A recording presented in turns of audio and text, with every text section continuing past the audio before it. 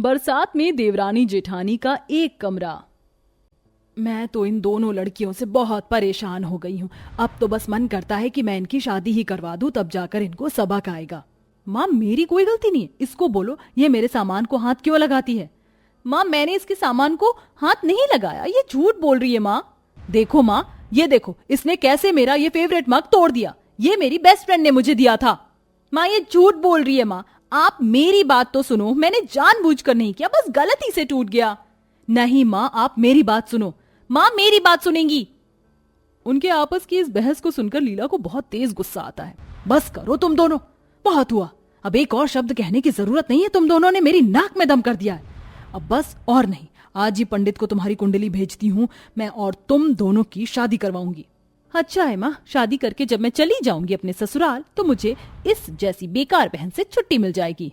लीला इतना कहकर अपने कमरे में चली जाती है और पंडित जी को फोन लगाकर कॉल करती है, जिसके बाद पंडित लीला को कुछ दिन का समय देते हैं। बस अब इन दोनों की शादी हो जाए, फिर मुझे अपनी दोनों लड़ाकू बेटियों से छुटकारा मिल जाएगा। लीला अब बस किसी भी तरह अपनी दोनों बेटियों की शादी करना चाहती थी। आज उसकी दोनों बेटियां उसके लाड प्यार में ही इतनी बिगड़ी थी कि वो दोनों एक दूसरे को बहन कम दुश्मन ज्यादा समझती थी। कुछ दिन बाद जब घर पर पंडित जी आते हैं तो वह लीला को 2 फोटो दिखाते हैं। ये दोनों बहुत अच्छे घर के लड़के हैं, दोनों ही एक साथ बिजनेस कर रहे हैं और खूब पैसा कमाते हैं। आपकी दोनों बेटियां इनके घर बहुत खुश रहेंगी। अरे पंडित जी, मेरी दोनों बेटियां लड़ाकू विमान हैं, कहीं एक ही ससुराल में जाकर एक दूसरे का कत्ल ना कर दें। अगर ऐसी बात है तो फिर आपको अपनी दोनों बेटियों की शादी एक ही घर में कर देनी चाहिए, तभी तो उन्हें एक दूसरे की जरूरत के बारे में समझ आएगा और वो एक साथ घर को संभालना सीखेंगी। हाँ, आपने बिल्कुल सही कहा पंडित जी, मुझे ये रिश्ता मंजूर है। आप लड़के वालों से रिश्ते की बात करके रिश्ता पक्का कर दीजिए। लीला बहुत खुश होती है। यहाँ उसकी बेटियों को ये लग रहा था कि अब वह अपने ससुराल जाकर खुशी से रहेंगी, लेकिन उनकी शादी एक ही घर के 2 बेटों के साथ हो जाती है। भले ही तुम मेरी देवरानी बन गई हो, लेकिन मेरे ऊपर हुक्म चलाने के बारे में सोचना भी मत। अरे जाओ जाओ, जेठानी होने के नाते मैं तुम्हें कुछ भी कह सकती हूँ, तुम कुछ नहीं कर पाओगी। जहां ईशा प्रीति से मुंह बनाती है तो वहां प्रीति भी ईशा से मुंह बनाकर रखती है। दोनों देवरानी जेठानी होने का भी घमंड रखती हैं। ऐसे ही कुछ समय बीत जाता है और उनका बर्ताव बदलता ही नहीं, जिससे कोकिला भी परेशान हो जाती है। मैंने कहा ना तुमसे, मैं कोई काम नहीं करूंगी। मेरा मन किया तो करूंगी, वरना तुम मुझसे मेरी मर्जी के बिना कोई काम नहीं करवा सकती। देखो, मैं तुम्हारी जेठानी हूं और तुम्हें मेरी बात सुननी ही पड़ेगी, नहीं तो मैं माँ जी से तुम्हारी शिकायत लगा दूंगी। तभी कोकिला वहां पर आ जाती है। हे भगवान, तुम दोनों फिर से लड़ने झगड़ने लगी। अरे कम से कम सुबह का समय तो छोड़ दिया करो, या सुबह भी लड़ाई के मूड से ही उठती हो तुम दोनों। तभी कोकिला के दोनों बेटे और बेटी भी अपने कमरे से आ जाती हैं। क्या हो गया है, सुबह सुबह लड़ाई क्यों कर रही हैं आप दोनों? ओहो, फिर से इन दोनों का यही ड्रामा। चलो रेहान, बाहर से नाश्ता कर लेते हैं, आज इंपॉर्टेंट मीटिंग है और प्रोजेक्ट साइन करवाना है। विजय रेहान के साथ चला जाता है, जिसके बाद प्रीति और ईशा इस बात पर भी झगड़ना शुरू कर देती हैं। तेरी वजह से मेरा पति बिना खाए ही चला गया। अरे तूने ही किसी के लिए कुछ नहीं बनाया, तू एक नंबर की आलसी है। उनकी आपस की लड़ाई घर में किसी से देखी नहीं जाती। सब अपने अपने कमरों में चले जाते हैं। शाम को जब उनके पति ऑफिस से लौटते हैं तो उनकी हालत खराब होती है। उनका मायूस चेहरा और चेहरे पर परेशानी देखकर कोकिला कहती है, क्या हुआ तुम दोनों को इतना उदास और परेशान? मैंने तुम दोनों को इससे पहले कभी नहीं देखा। तभी विवेक रोने लगता है। माँ, सब कुछ बर्बाद हो गया, अब हमारे पास कुछ नहीं बचा, हम बेघर हो गए। माँ, जिस प्रोजेक्ट पर मैंने और रोहन ने पैसे लगाए थे वो प्रोजेक्ट रिजेक्ट हो गया है। माँ, मार्केट वाले अपना कर्ज लेने के लिए इस घर को भी कल तक नीलाम कर देंगे। हे भगवान, ये सावन के महीने में अब हम लोग कहाँ जाएंगे? हर रोज तो बारिश हो जाती है। कल सुबह ये घर खाली करके हमें यहाँ से जाना होगा।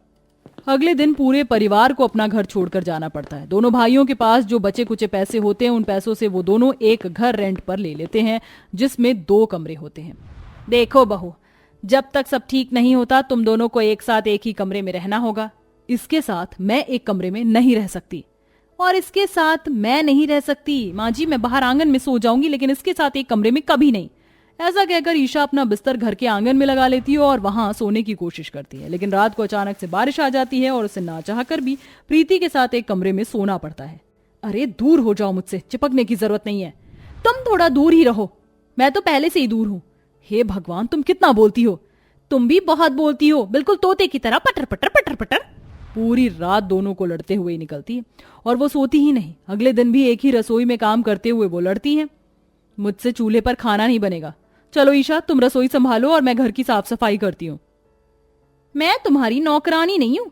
ईशा इतना बोल ही रही थी कि अचानक से बारिश शुरू हो जाती है और घर में पानी टपकने लगता है। अरे रसोई छोड़ो, पहले जहां पानी टपक रहा है उधर बर्तन लगाओ।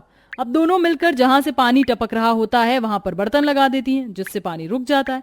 अब एक घर के काम करती तो दूसरी खाना बनाती। शाम को जब सभी खाना खाने के बाद सोने जाते हैं तो फिर से बारिश शुरू हो जाती, जिसकी वजह से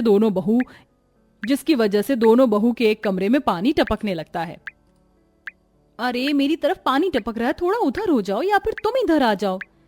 अरे वाह, रोजाना तो मुझे इस जगह पर सोने के लिए लड़ाई करती थी और आज जब मैं यहाँ सो गई हूँ तो तुम्हें वापस यहाँ आना है।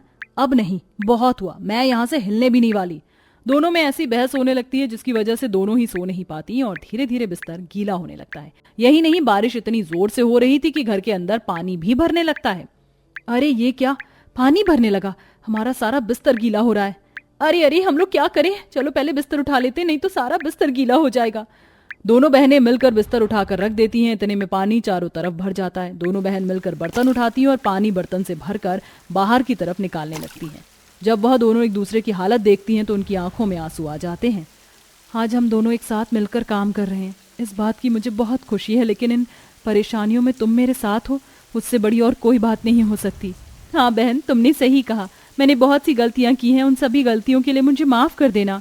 कोई बात नहीं, अब हम देवरानी जेठानी और जिंदगी भर हमें एक साथ ही रहना है, तो फिर क्यों एक दूसरे के साथ लड़ाई करके रहना जबकि हमें कुछ भी हासिल नहीं होने वाला। आज से हम दोनों हर काम मिलकर करेंगे और कभी भी लड़ाई नहीं करेंगे। ईशा प्रीति से ये सब कही रही थी कि कोकिला और उसके दोनों बेटे ये सारी बात सुन लेते हैं और ये सब सुनकर कोकिला कहती है, अरे वाह, बुरा वक्त सब सिखा देता है, बस सुना ही था, आज अपनी आंखों के सामने देख भी लिया। तुम दोनों आज पहली बार एक दूसरे से इतना प्यार से बात कर रही हो। हाँ माँ, सच में इन दोनों ने पहली बार एक दूसरे से इतने अच्छे से बात की है। लगता है इन दोनों की लड़ाई खत्म हो गई है और अब से ये दोनों चुड़ैल कम बहनों की तरह रहेंगी। सही कहा भैया। आप लोगों की ये हंसी ठिठोली खत्म हो गई हो तो हम इस कमरे से पानी निकाल लें।